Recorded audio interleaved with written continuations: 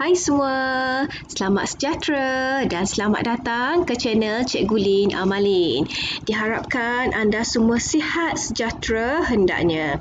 Baiklah, jika anda suka dengan video-video PDPC Cikgu Lin Amalin, apa kata anda tekan butang subscribe, like dan share. Sekiranya ada komen, mohon tinggalkan komen di ruangan komen agar cikgu dapat membaca komen yang anda tinggalkan dan dapat menambah baik lagi mutu video-video PDPC cikgu dari semasa ke semasa, insya-Allah. Okey, baiklah. Mari kita teruskan dengan kelas kita pada hari ini. Okey. Mari kita perhatikan gambar di bawah. Kelihatan bermacam-macam bangsa dan agama yang ada. Gambar menunjukkan kepelbagaian kaum dan kepelbagaian agama di Malaysia. Terdapat 3 kaum besar di Malaysia iaitu Melayu, Cina dan India. Okey, dalam kelas kita ni pun ada orang Melayu, orang Cina dan orang India. Okey, apa yang penting sekali cikgu hendak tekankan, walau apa jua agama dan bangsa yang kita anuti, tapi kita mestilah bersatu padu dan menghormati di antara satu sama lain. Okey, baiklah. Sebenarnya, tajuk kita pada hari ini ialah hidup beragama atau kepercayaan bagi mata pelajaran pendidikan moral, pendidikan khas tingkatan 1. Okey, baiklah. Di sini cikgu sertakan juga beberapa tempat beragama.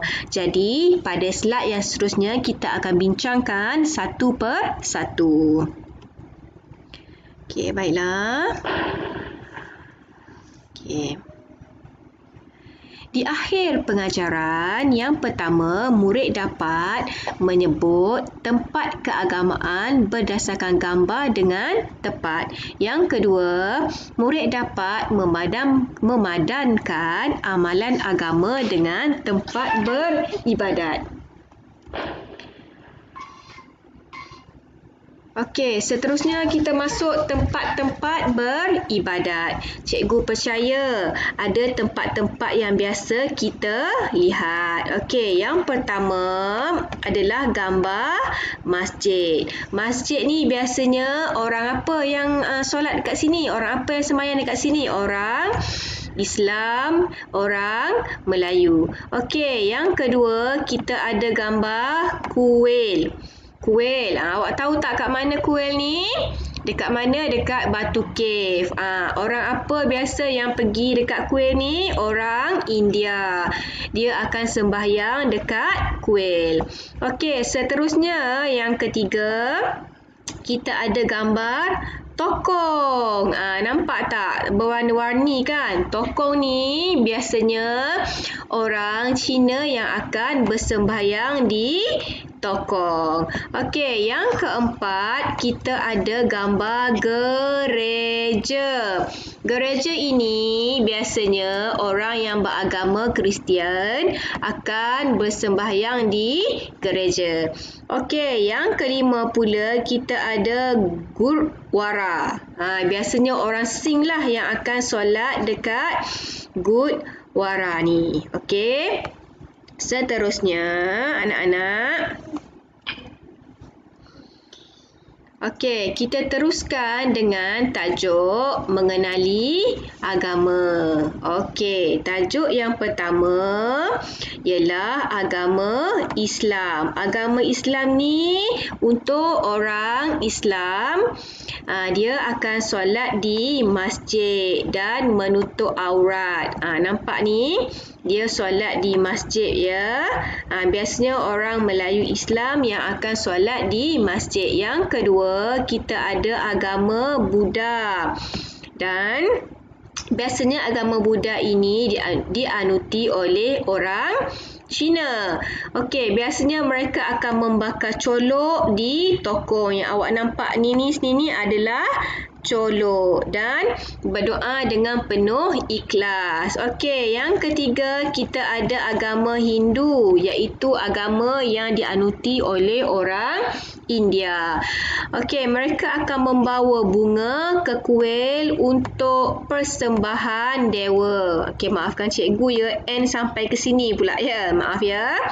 Okey, selain itu mereka juga membuka kasut sebelum masuk ke kuil. Okey, agama yang keempat ialah agama Kristian dan dianuti oleh orang yang beragama Kristian. Setiap hari Ahad mereka akan ke gereja dan menggunakan kitab Bible. Okey, yang seterusnya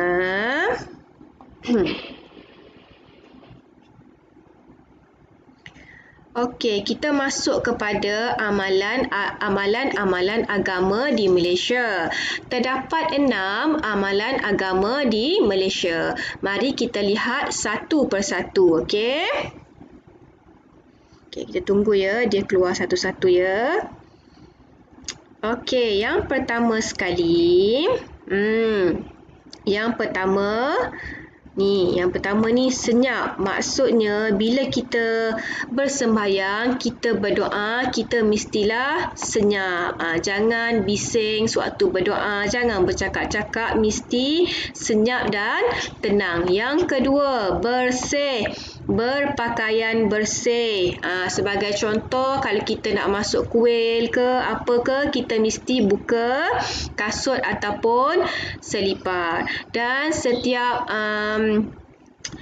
tempat keagamaan di Malaysia dijaga dengan bersih dan baik. Okey, yang ketiga, solat. Solat ni ataupun bersembahyang mengikut agama masing-masing. Yang keempat, aurat. Maksudnya dalam setiap agama kita mestilah menjaga batas-batas aurat kita.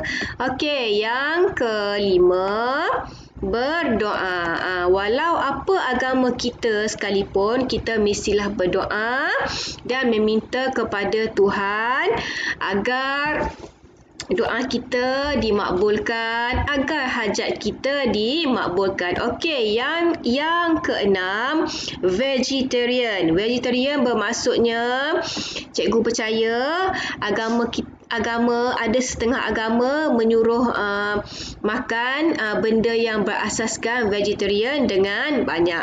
Tak kisahlah itu terpulang kepada pegangan agama masing-masing. Dan apa yang cikgu boleh pesan, makanlah makanan yang berkhasiat untuk kesihatan diri sendiri. Tak rugi pun kalau kita makan makanan berkhasiat kan, untuk kita punya badan yang sihat, yang cergas. Begitulah anak murid ya.